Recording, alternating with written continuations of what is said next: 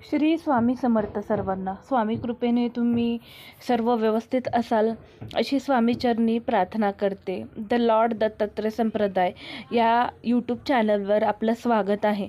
जर तुम्ही या चॅनलवरती नवीन असाल तर या चॅनलला सबस्क्राईब करा आणि नोटिफिकेशन बटन दाबायला विसरू नका.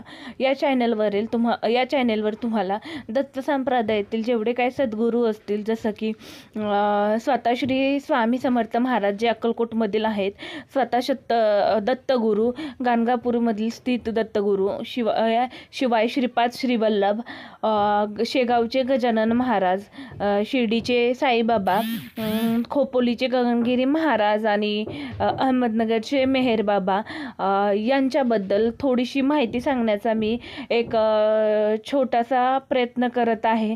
तर या प्रयत्नांना तुम्ही नक्की पाठिंबा द्याल अशी स्वामीचरणी प्रार्थना करते. आज नागपंचमीचा दिवस, नागपंचमीचा सण.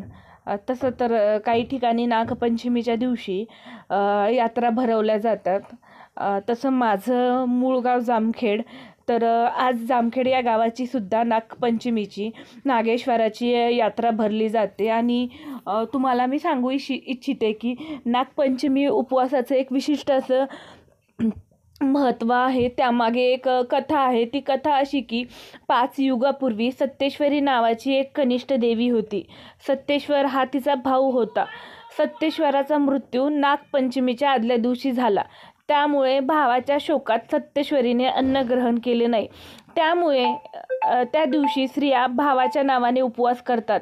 भावाला चिरंतन आयुष्य लाभावे आणि अनेक आयुधाची प्राप्ती व्हावी आणि तो प्रत्येक दुःख व संकट यातून तारला जावो, हेही उपवास करण्यामागे एक कारण आहे.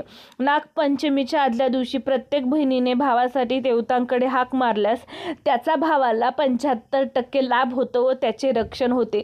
आणि नागाची जी पूजा करतो आपण, त्याच्यामागे एक शास्त्र असं की सत्तेश्वरीला तिचा भाऊ नागरूपात दिसला तेव्हा तिने त्या नागरूपाला आपला भाऊ मानले. त्यावेळी नागदेव त्याचे वचन दिले की जी बहीण माझी भाऊ म्हणून पूजा करेल तिचे रक्षण मी करेन. त्यामुळेच त्या दिवशी नागाची पूजा करून प्रत्येक स्त्री नागपंचमी साजरी करते.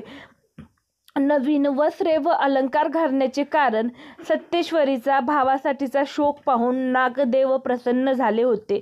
त्याने तिचा शोक दूर करण्यासाठी व तिला आनंदी करण्यासाठी नवीन वस्त्रे परिधान करण्यासाठी दिली. तसेच निरनिराळे अलंकार देऊन तिला सजवले. त्यातून सत्तेश्वर समाधानी झाला. त्यामुळे नागपंचमीच्या दिवशी स्त्रिया नवीन वस्त्रे व अलंकार परिधान करतात.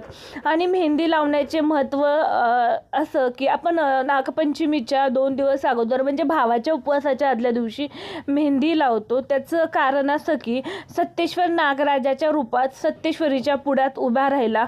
तो निघून जाईल असे वाटून तिने त्याच्याकडून म्हणजेच नागराजांकडून तसे हातावर वचन घेतले. तर ते वचन देताना सत्तेश्वरीच्या हातावर वचनचिन्ह निर्माण झाले. त्या वचनाचे प्रतीक म्हणून नागपंचमीच्या आदल्या दिवशी प्रत्येक स्त्री स्वतःच्या हातावर मेहंदी काढते. आणि नागपंचमीला भरपूर ठिकाणी झोके खेळले जातात. आणि झोकं खेळण्याचं एक महत्त्व आहे. त्यामागे पण काही कारण आहे. त्याचं कारण असं की दुसऱ्या दिवशी सत्तेश्वरीला नागराज दिसला नाही. तेव्हा ती जंगलात सैरावैरा भटकू लागली व शोधता झाडाच्या फांद्यावर चढून पाहू लागली. त्यानंतर नागराजाने तिला दृश्य स्वरूपात समोर येऊन सत्तेश्वराचे रूप प्रकट केले. तेव्हा ती आनंदाने झाडांच्या फांद्यावर झोका घेऊ लागली. त्यामुळे स्त्रिया त्या दिवशी झोका खेळतात. त्या दिवशी झोका खेळण्यामागील उद्देश असतो, जसा झोका वर जातो ना तसा भाऊ प्रगतीच्या शिखरावर जाऊ दे व झोका खाली येतो तशा भावाच्या आयुष्यात आलेल्या सर्व अडचणी व दुःखे खाली जाऊ देत. वरील भाव ठेवून जेव्हा बहीण प्रत्येक विचार व कृती करते तेव्हा भावाची 5% आध्यात्मिक व 30% व्यावहारिक उन्नती ही होत असते. नागपंचमीच्या दिवशी करावयाची प्रार्थना अशी की नागपंचमीच्या दिवशी जी बहीण भावाच्या उन्नतीसाठी ईश्वराला कळकळून व भावपूर्ण प्रार्थना करते त्या बहिणीची हाक ईश्वराच्या चरणी पोहोचते. त्यामुळे प्रत्येक साधिकेने त्या दिवशी ईश्वरी राज्याच्या स्थापनेसाठी प्रत्येक युवकाला सद्बुद्धी, शक्ती व सामर्थ्य मिळवण्यासाठी प्रार्थना करा. नागपंचमीच्या दिवशी शीतलता ग्रहण करण्यासाठी अधिकाधिक नामजप करावा. शांत राहून आपल्यातील स्वभावदोषाचे निर्मूलन करण्यासाठी प्रयत्न करावा. आणि महाराष्ट्रामध्ये काही गावांमध्ये अजून ही परंपरा आहे. नागपंचमीच्या दिवशी ना काही गावांमध्ये चूल पेटवली जात नाही, गॅसवर तवा ठेवला जात नाही. त्यामागचं कारण तुम्हाला माहीत असेल तर नक्की सांगा. मी भरपूर लोकांकडून असं ऐकले की त्यांच्या गावामध्ये नागपंचमीच्या दिवशी चूल पेटवली जात नाही. हे खरं आहे का? आणि तुमच्या गावामध्ये नागपंचमी कशा प्रकारे साजरी केली जाते आणि तुमची नागपंचमी कशी गेली, तुमच्या भावाचा उपवास कसा गेला, हे कमेंट सेक्शनमध्ये नक्की सांगा. आणि श्रावण महिन्यातील हा पहिला सण आहे नागपंचमी. तसा तर श्रावण महिना सणांचा आणि देवाचा मानला जातो आणि एक पवित्र असा महिना म्हणून मानला जातो. म्हणून शक्य झालं तर श्रावण महिन्यापासून तुम्ही ज्या कोणत्या देवाला मानता, दत्त गुरूंना, स्वामी समर्थांना, साईबाबांना किंवा गजानन महाराजांना मानत असेल तर श्रावण महिन्यापासून दत्त जयंतीपर्यंत त्यांचा नामजप करण्याचा एक छोटासा उपक्रम सुरू करा तुम्ही. मी तुम्हाला सांगते की तुमचे भरपूर सारे प्रॉब्लेम या नामजपाने दूर होतील.